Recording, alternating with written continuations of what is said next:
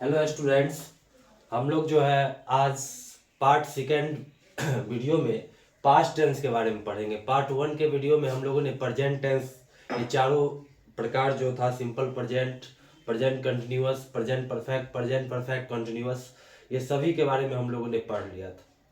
और आज हम लोग इस पार्ट में पास्ट टेंस के चारों प्रकार के बारे में एक एक करके पढ़ेंगे। तो सबसे पहले है सिंपल पास्ट टेंस। तो बस हम लोग को सबका पहचान और स्ट्रक्चर ध्यान में रखना होगा। सिंपल पास्ट टेंस की अगर मैं बात करूंगा तो जिस हिंदी वाक्य के क्रिया के अंत में या, ए, ई, आ या था, ई थी, ए थे, इस टाइप से अगर लगा रहेगा तो हम लोग समझेंगे वह हिंदी वाक्य सिंपल पास्ट टेंस का होगा। और उसको जो अंग्रेजी में हम लोग अनुवाद करेंगे तो इस स्ट्रक्चर पे अनुवाद करेंगे। सब्जेक्ट, सब्जेक्ट के बाद हम लोग वर्ब का दूसरा रूप लगाएंगे और उसके बाद जो ऑब्जेक्ट होगा अदर वर्ड वो लगाएंगे।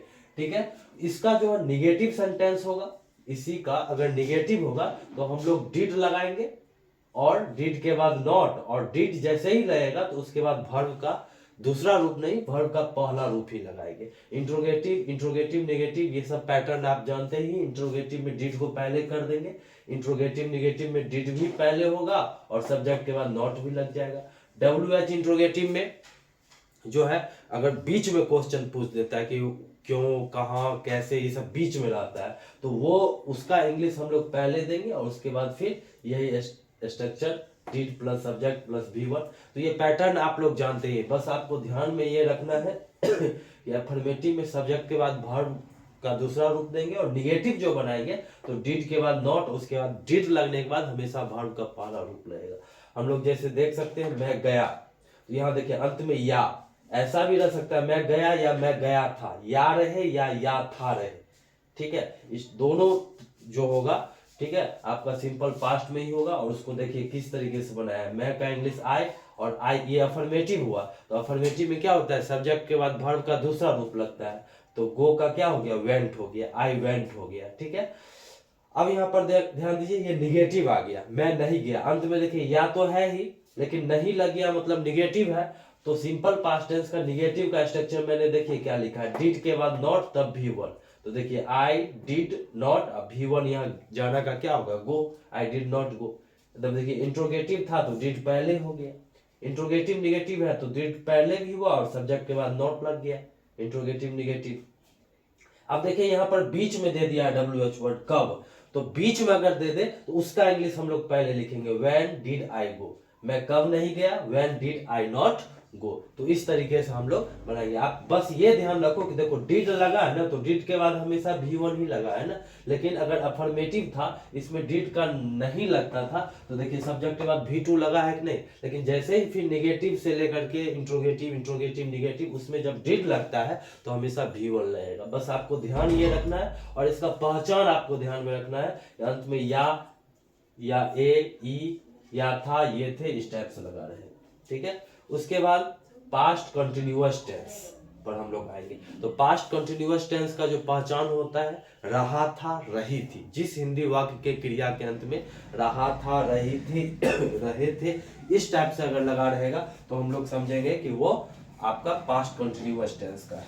ठीक है। अब वाज और इसका जो स्ट्रक्चर होता है अंग्रेजी में जो हम लोग अनुवाद करेंगे तो हम लोग इस स्ट्रक्चर पे बनाएंगे। सब्जेक्ट, उसके बाद वाज या वेयर देंगे, उसके बाद वर्ब का चौथा रूप, मतलब वर्ब V1 में ING लग जाएगा और ऑब्जेक्ट। और वाज और वेयर किसके साथ लगता है तो ये तो आपको ऑलरेडी पता होगा, आई, ही, सी, इट या कोई सिंगुलर रहेगा उसके साथ वाज लगाएंगे। ठीक है। उसके बाद वी, यू, दे या कोई प्लुरल रहेगा तो उसके साथ हम लोग क्या लगाएंगे, वेयर लगाएंगे। अब यहाँ पर ध्यान दीजिए, वाज किसके साथ लगेगा, वेयर किसके साथ लगेगा, इसके बारे में हम लोग जान गए। ठीक है। तो यहाँ पर देख लीजिए जितना भी सेंटेंस यहाँ पर मैं लिखा हूं, मैं खा रहा था, मैं नहीं खा रहा था, क्या मैं खा रहा था, देखिए सब में अंत में रहा था लगा हुआ है तो मतलब वो पास्ट कंटिन्यूअस टेंस का है। अंग्रेजी में मैं खा रहा था, इसका अंग्रेजी अनुवाद हम लोग इस स्ट्रक्चर पे करेंगे। देखिए मैं का इंग्लिश आई के साथ क्या लगेगा, वाज लगेगा। और वाज के बाद देखिए B4, यहाँ खाना का इंग्लिश ईट, उसमें ING लग गया, आई वाज ईटिंग। अब इसी में नहीं था तो आई वाज नॉट ईटिंग। इसी में इंट्रोगेटिव हो गया, क्या मैं खा रहा था, तो वाज पहले हो गया। जो एक्सिलरी वर्ब हो इंट्रोगेटिव में एक्सिलरी वर्ब को पहले कर देते हैं, वाज आई ईटिंग। इसी में रहता क्या मैं नहीं खा रहा था, तो वाज आई नॉट ईटिंग। मैं क्या खा रहा था, अगर बीच में क्या आ जाता तो उसका हम लोग बनाते हैं व्हाट वाज आई ईटिंग। ठीक है, मैं क्या नहीं खा रहा था, WH इंट्रोगेटिव निगेटिव पूछ देता तो what was I not eating हो जाता। ठीक है, तो पास्ट कंटिन्यूअस हम लोग समझ गए कि लास्ट में रहा था रही थी रहेगा, और इसको हम लोग इस स्ट्रक्चर में बनाएंगे। अब देखिए हम लोग पास्ट परफेक्ट टेंस पढ़ेंगे। तो पास्ट परफेक्ट टेंस का जो पहचान जो होता है, अंत में चुका था, चुके थी, चुके थे, ठीक है, इस टाइप से लगा रहेगा। और इसका जो स्ट्रक्चर होगा हम लोग इस स्ट्रक्चर पे बनाएंगे, उसका अंग्रेजी अनुवाद करेंगे। सब्जेक्ट प्लस हैड के बाद V3 देंगे और तब ऑब्जेक्ट लगाएंगे। जैसे देखिए मैं पढ़ चुका था, आई हैड। रीड का जो V3 होता है रीड ही होता है, ठीक है, रीड रेड, ठीक है, रीड ही होता है V3, I had read. Ram सो चुका था, देखिए अंत में चुका था, राम हैड स्लेप्ट। बात समझ में, स्लीप का V3 स्लेप्ट होता है, ध्यान दीजिएगा। अब इसमें एक स्पेशल टाइप होता है। एक स्पेशल टाइप क्या होता है कि कुछ ऐसा वाक्य रहता है जिसमें दो काम एक साथ हो रहा होता है। तो जो काम पहले होगा ना उसमें हम लोग पास्ट परफेक्ट का स्ट्रक्चर लगाएंगे, और जो काम बाद में होगा, ठीक है, उसमें हम लोग, ठीक है, सिंपल पास्ट का स्ट्रक्चर लगाएंगे। तो ध्यान दीजिएगा, डॉक्टर के आने के पहले रोगी मर चुका था, तो यहां पर कौन काम पहले हो गए, रोगी मर चुका था तब डॉक्टर आया है ना।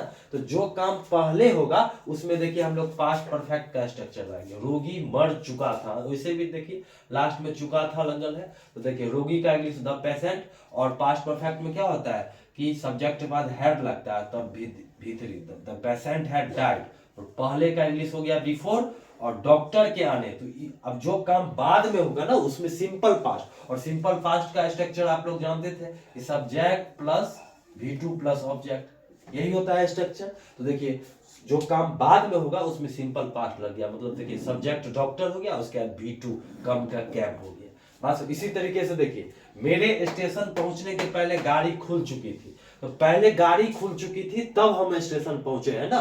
तो जो काम पहले होगा उसमें हम लोग पास्ट परफेक्ट लगाएंगे। देखिए गाड़ी खुल चुकी थी, द ट्रेन हैड V3 लगता है इसमें, हैड स्टार्टेड पहले का बिफोर, और मेरे स्टेशन पहुंचना ये काम बाद में हो रहा है, तो इसमें सिंपल पास्ट लगाएंगे। देखिए मेरे आई, ठीक है, और यहाँ पर पहुंचना का इंग्लिश रिच होता है, तो सिंपल पास्ट लगाएंगे, तो सब्जेक्ट के बाद V2, तो रिच का क्या हो गया, रिच्ड, कहाँ, तो station, the station, the train had started before I reached the station. तो बस आपको ये ध्यान में रखना है कि जो काम पहले होगा उसमें जो है हम लोग पास्ट परफेक्ट लाएंगे, जो काम बाद में होगा उसको सिंपल पास्ट ले देंगे, सिंपल पास्ट के स्ट्रक्चर कर देंगे। तो ये एक स्पेशल केस था, कभी कभी पूछ देता है। इसी में अगर निगेटिव दे देगा, डॉक्टर के आने के पहले रोगी नहीं मर चुका था, तो the patient had not died कर देंगे, ठीक है। तो इस तरीके से तो वो पैटर्न के अनुसार आप निगेटिव इंट्रोगेटिव ये सब बना ही लीजिएगा।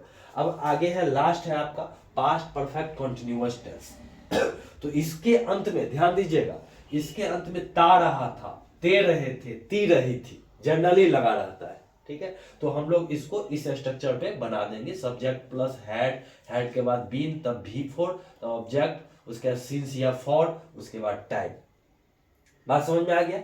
लेकिन कुछ वाक्य में जो है समय सूचक शब्द और अंत में रहा था रही थी भी रहता है। जनरली अगर रहा था रही थी लगा रहेगा तो वो पास्ट कंटिन्यूअस, लेकिन अगर मान लीजिए कोई सेंटेंस में रहा था रही थी लगा हुआ है लास्ट में, और उसमें समय सूचक शब्द भी लग गया, और अंत में रहा था रही थी भी लगा हुआ है, ठीक है, तो उसको हम लोग पास्ट परफेक्ट कंटिन्यूअस में समझेंगे, न कि कंटिन्यूअस में समझेंगे। समय लग गया मतलब वो पास्ट परफेक्ट कंटिन्यूअस है, ठीक है। जैसे देखिए इसमें क्या है, ता रहा था, तो जनरली ता रहा था रहे तब तो ये समझेंगे पास्ट परफेक्ट कंटिन्यूअस है ही। देखिए इस स्ट्रक्चर पे बन गया, आई हैड बीन रीडिंग, ठीक है।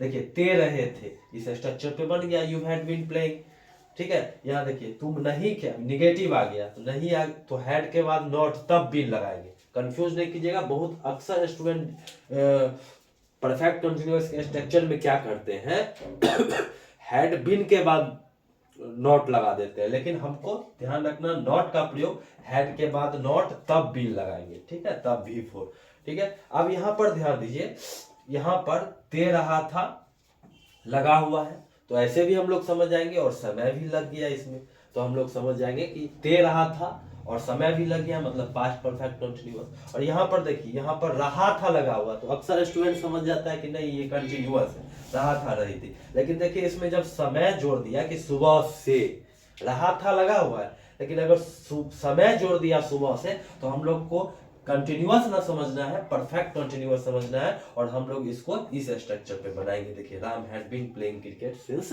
मॉर्निंग।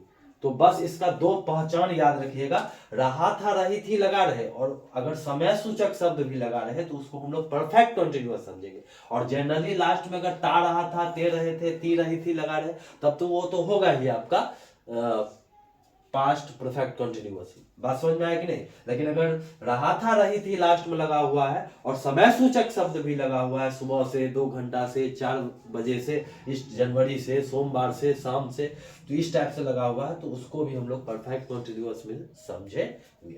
तो यही था आपका आज सिंपल पास्ट टेंस के चारों, simple past tense, past continuous, past perfect continuous, इस चारों के बारे में हम लोगों ने सबका पहचान देखा, उसको अंग्रेजी में अनुवाद कैसे करेंगे। तो बस आप लोग को पहचान और इसका स्ट्रक्चर इस सबको एकदम नोट कर लीजिएगा, इसका एक स्क्रीनशॉट अच्छे से ले लीजिए आप लोग, ठीक है। और अगले वीडियो में हम लोग देखेंगे फ्यूचर टेंस के बारे में, और फ्यूचर का भी चारों डिस्कशन कर लेंगे, ठीक है। चलिए, धन्यवाद। आप लोग इसको स्क्रीनशॉट लेकर के नोट जरूर कर लीजिए, और पार्ट 3 वीडियो का इंतजार कीजिए, और मन लगा कर पढ़िए, ठीक है।